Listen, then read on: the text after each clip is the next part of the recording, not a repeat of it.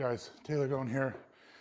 In this video I'm going to show you how to properly set up chains for your box squats or any sort of squat variation. The first thing I want to talk about for accommodating resistance, whether it's bands, chains, or reverse bands, it doesn't matter. The thing that matters, same thing that goes for bodybuilding machines and setups, is convenience of setup and consistency. So it's got to be the same every time, or at least the same method every time, so that the variables are consistently changed. You don't want to have 1 week where you're squatting with the chains all the way at the top and then hanging off the ground, and then the next week half of the chain is hanging on the ground at the top of your squat. It might be the same weight of chain, but depending on how it's set up, it's gonna change what you're stimulating and what percentages you're touching up into and stuff like that. So the first thing is, no matter what method you use, you need to be under constant tension the entire time. So even if it's a reverse band deadlift, a lot of people say, oh, well, it's got to come completely off the bands and the bands have to go loose at the top. No, it doesn't. It needs to have a consistent pull the entire time. So there does need to be a little bit of tension pulling up on the bar at the very top of your lift. Just like in a squat or a bench press or a deadlift, when you fully stand up with the weight or fully press the weight, you need to still have some of the weight hanging on the ground to stabilize the hanging weight or the tension. Because if it gets loose, especially with chains, if it gets loose, when you're at the top towards halfway down and it's just swinging around, that's not doing anything. It's just straight weight that's making it harder, and it's also not as effective because all of a sudden we're adding in this extra balance stimulus, and that's just not what we're going for here. So if you see people and they get down to the bottom of their squats and the band has gone completely loose, that is not the correct way to do things. Or if they stand up with chains or press chains and they're hanging off the ground, not good, okay? Consistent tension all the way through, because really what we're trying to do is, let's say we're running classic dynamic effort work and we're trying to get faster and we're trying to work on how fast you can accelerate through a weight. You're going to pick a bar weight that starts the rep, let's say we're deadlift, that you can move and accelerate through the entire weight. And that accommodating resistance is adding just enough to challenge you, to challenge that ability, but it's not enough to actually slow you down, right? Just like if we're going heavy and we're running accommodating resistance variations for your main heavy work, most of the time the reason that you're doing that is so you can train heavier or heavy more weeks in a row without getting hurt. So the setup is usually some way where you're, 70 to 80% at the bottom, where most of the fatigue is going to be caused. But as you raise up, the weight gets heavier and it's touching up into, your max effort zones, 90 to 100, 110%, something like that. So you want to be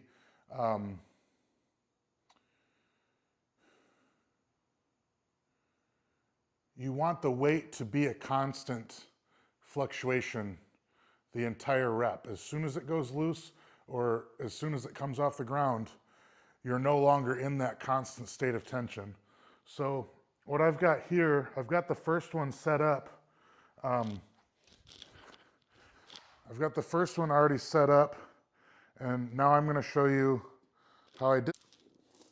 All right, so this works really well if you have like a couple different athletes you're training or a couple different training partners and you got to adjust the height real fast.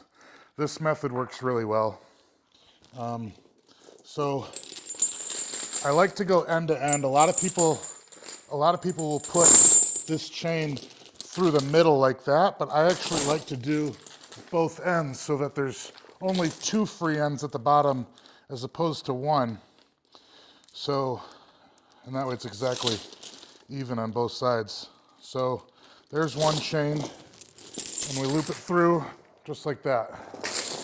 Next one, same thing, end to end. Boom, like that. And then I'm just going to attach it to the other long end, like this. Easy enough. Then we got to find the height. So with that one, I had to play around with it a little bit. You see exactly how it's set up so that when and I might be wrong, I might have to lengthen it a little bit more. We'll test it out when I stand up with the bar, but it looks like I should be able to stand up with that, and that's still going to be skimming the ground a little bit. This is obviously too long, so I did have to play around with that one a few times, but now that I already have that one set up, I'm going to count how many rings, how many links go in this loop from here around the bar through the chains back up to here. I'm not going to worry about this slack right here. I'm only worried about that section of the chain. I'm going to count how many links I'm using, and then I'm going to match this one before I make any other adjustments, because then making adjustments is really easy. Once I get this part done and then I stand up with the bar, see where it's at, I can count 3 links down on one, count 3 links down on the other, lengthen it just by a little bit until I get it dialed in perfectly. So the first thing I'm going to do is then I'm going to count those links, match this one up, stand up with the bar, see where we're at, and then make adjustments. So I'm going to go right here.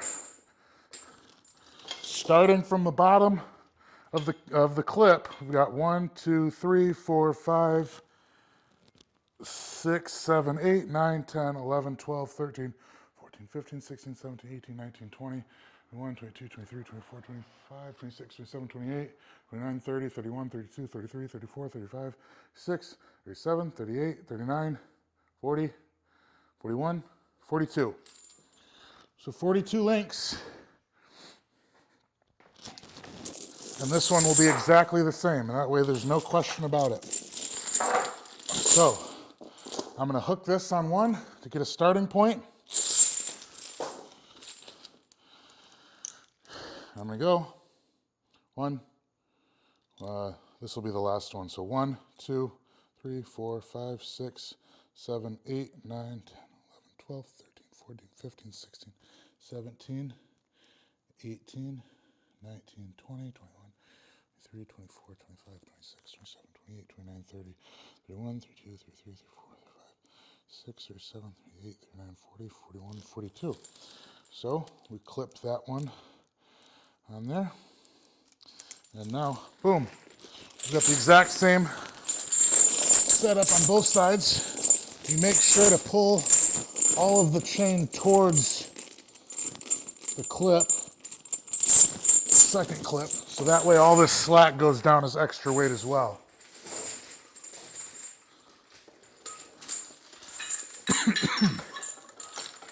All right, even on both sides.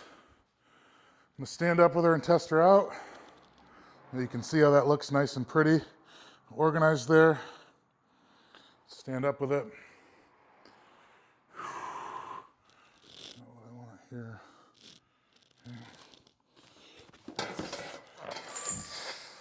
Okay, so they hang. This isn't good. So I'm gonna make a couple adjustments. We'll try,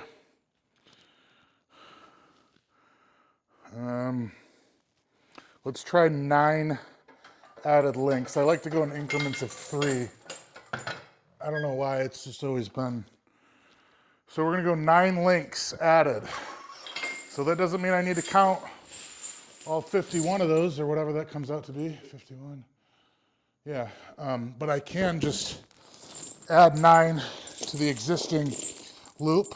So I will unclip this one and I'll go 1, 2, 3, 4, 5, 6, 7, 8, 9. Hook it. And now we're longer. Okay. Same thing over here.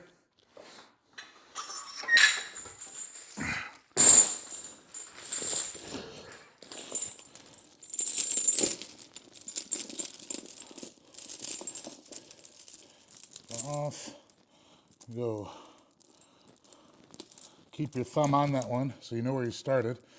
2, 3, 4, 5, 6, 7, 9. Hook it into the new one. Boom.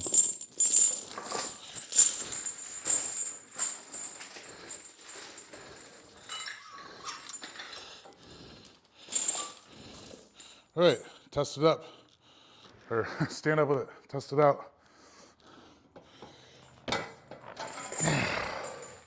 Still need a little bit more. I'm still swinging around. I don't want that. So we're close. We'll go 3 more links on each side, and that'll be perfect.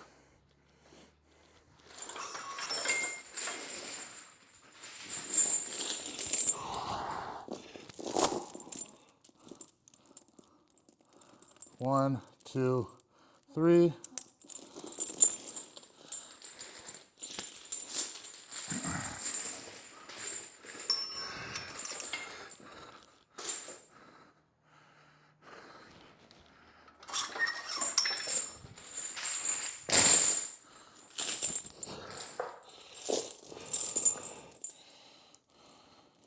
One, 2, 3.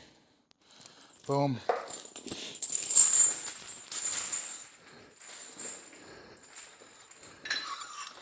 Ready?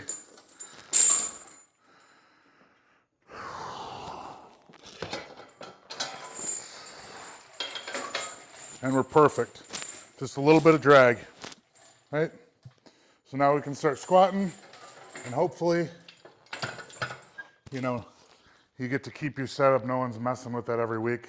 If you have to use those chains for other reasons, I like to leave a clip on there, whether it's clipping anything or not. I like to leave a clip on the, it was 42 when we started out, we did 12. So 64th link up, that way you can just loop around and connect it. So that's it for chains on squats. It's the same thing on bench press. So I don't need to necessarily go over that one, but I will cover bands in a separate video, as well as reverse bands in their own video as well. So thanks for watching. Let me know if you have any questions on setting up accommodating resistance.